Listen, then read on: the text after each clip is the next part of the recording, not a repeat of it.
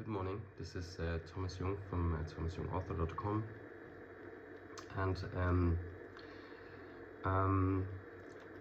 I will record a video now on a daily basis, and it's a very early morning, so it's still a bit dark, but I'm recording this video anyway.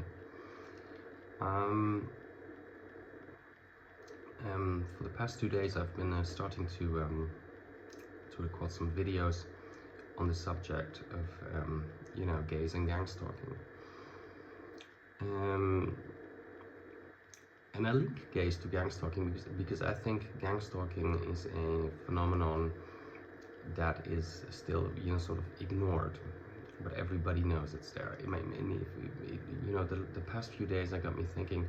I mean, how many people around me, sort of, who were not necessarily my friends, but who I knew, who died all of a sudden, disappeared, like died under mysterious circumstances, stuff like that. So I think gangstalking is a real thing. I mean, and that there are serious people. I mean, professors. I mean, psychiatry professors who think. This is a real thing. I mean, there needs to be more academic research on this. And in what happens to me, or what is still happening to me, and in the things I'm writing about gay culture and gay identity, I just want to make an effort to find out why gangstalking is so is part of gay culture. I think, I mean, that is safe to say. I mean, it is not, there is, with gangstalking you cannot say, they're just, everybody is not participating in it, and there's just, there's just a few bad apples. No, I don't think gangstalking works that way. I think it works because, everybody is participating willingly or unwillingly, consciously or subconsciously. I'm trying to figure that out. But what I want to talk to you about,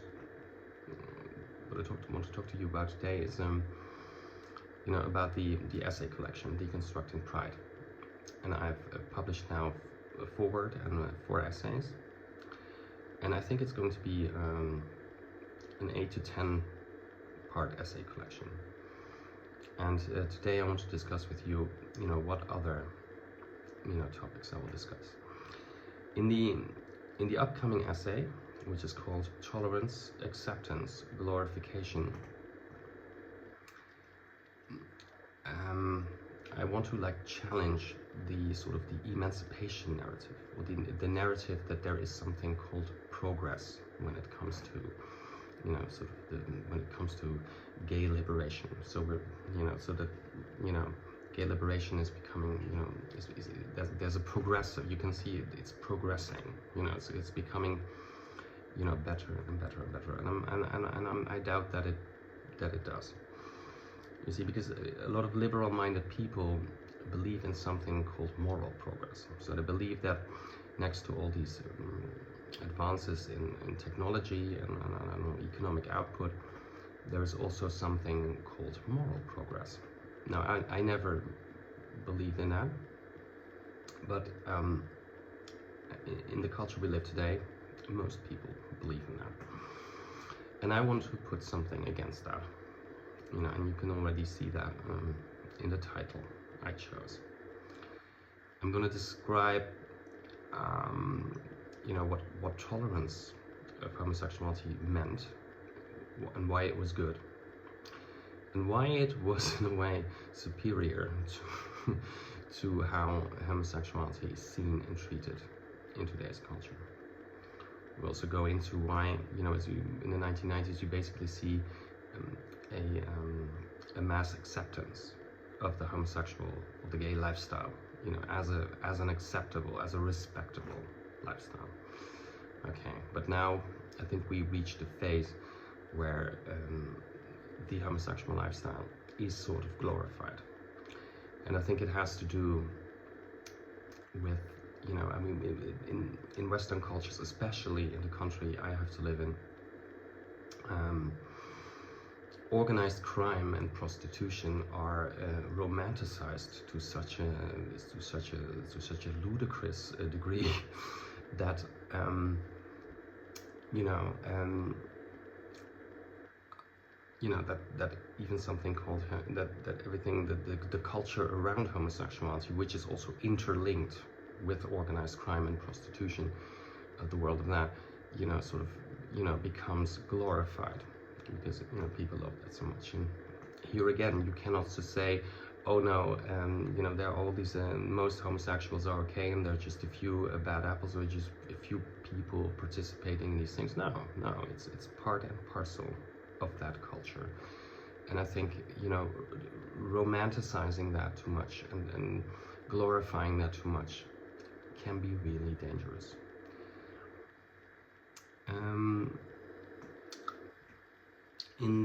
I will also write some other essays.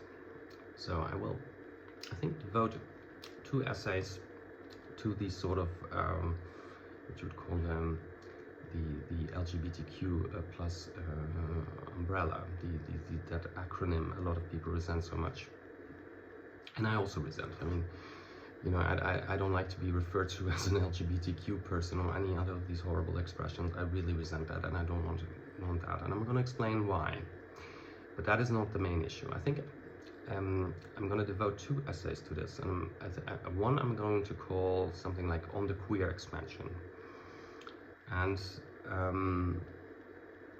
in a previous video I will, and another one I'm going to devote entirely to a woman who has been very influential in this field, and which is Judith Butler.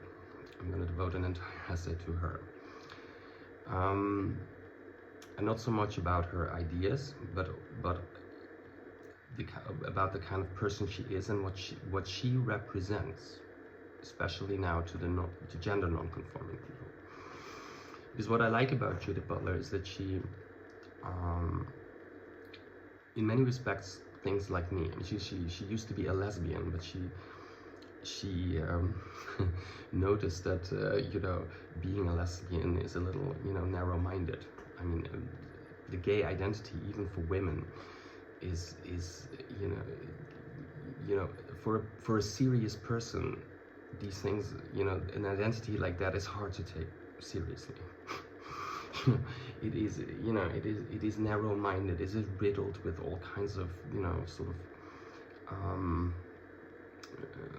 childlike reasoning. It is basically also especially the gay identity for men, it's basically an identity for teenagers. It doesn't really fit anyone, an aging person, or like a person in middle age even. I mean, it's too narrow. It feels like a prison. And she noticed that already early on, and I think that's why she also sort of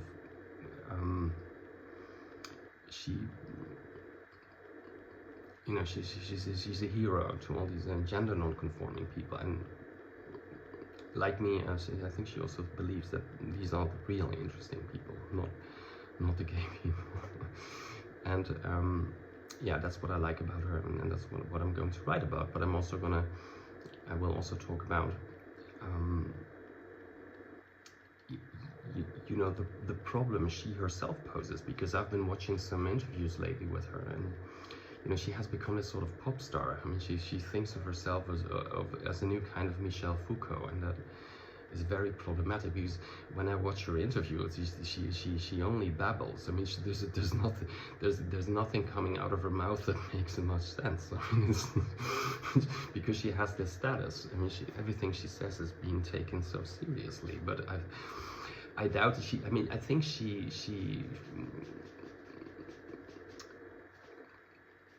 is stuck. She's stuck. She is stuck, and she doesn't know where to go, and she doesn't know how to get out. And I want to talk about that. Also especially in 2 essays, on the queer expansion and in an essay on Judith Butler. But I think I will also devote another essay on the historical narrative, historical narratives that surround gay identity, which are also very self-serving and which are becoming ever more standardized. And I mean, there are now, you know, museums. I mean, how do they call them, with the rainbow coloring and stuff like that. I mean, museums in the United States and in Europe, you know, on queer history, as they call it. And I really don't resent where this is going, and I'm gonna devote, you know, an entire essay on that. And I will also talk a bit more about a phenomenon I call, you know, the burden of late birth. So I already touched on that in my last essay, Paradise Lost, but I want to talk about, you know, because these people believe in this sort of idea that gay liberation is ever progressing. You know, it takes on really like perverted forms. I mean, you know, I share a lot of my videos on social media and my texts, and so I am on social media now on a daily basis, and what I get presented with the kind of content, I mean, constantly I see two guys kissing, like in ways, I mean, I'm sorry, that is not appropriate. I mean, I don't even like, I mean, I don't like, even if it were a man and a woman kissing in front of me like that, I find it disgusting. And you know, this is like anything else. So this kind of behavior I'm going to talk about. So gay guys now who want to be celebrated for what they call coming out of the closet, and then in order to feel like heroes, they start engaging in sort of what they would call, you know, boundary pushing behaviors, which are not really boundary pushing, but you know, they have to keep the idea alive that they are somehow heroes and that gay people are somehow heroes. And you know, and that is also very comical to watch, but it's also sad, and it's also really, really dangerous. Because you see, what is often forgotten, you know, I and many other homosexuals, especially let's say who are my age or older, they had a sense that being a homosexual has to do with a certain kind of damage you have. I mean, and these people, you know, they want to they convince themselves and others that there's no damage involved. This is all perfectly normal, that there's nothing wrong with being a homosexual. And I'm not saying it should be forbidden or it should be, people should be treated as outcasts, but, you know, ignoring that, you know, that there are very problematic and dark sides to homosexuality is very, very dangerous. And I think I'm also going to devote an entire essay on the OnlyFans phenomenon, and I'm gonna, you know, pose the question: is you know, is pornography the way to salvation? Because as you know, I just mentioned, I mean, you see, I mean, pornography basically on social media, what you would used to call softcore pornography. That is basically rubbed in your face constantly there. I mean. You know, I don't find it disturbing because I'm a prude, but I find it almost insulting. You know, I'm a 44-year-old man. I don't want to see half-naked men all day. I don't want to see men kissing. I don't want to see, you know, men talking about sex. You know, and you know, sort of another major theme in my essays will be you know, and the problem I have with the gay identity is that it is all about sex. It is not about love, as these people always saying love is love and all that nonsense. No, it is about putting sex at the center of your life and giving it in some way a dignified form, and then saying, oh yeah, because we're victims, you know, we have to, you know, we are sex crazed, and therefore, you know, this society makes us that way, and we're gonna live, and we own our sex. We own that we are, you know, sort of obsessed with sex, and we're gonna live it out. I don't know. I don't know if that's what I and many other people want. And I'm gonna, you know, talk about that in the upcoming essays. Thank you for listening. Bye bye.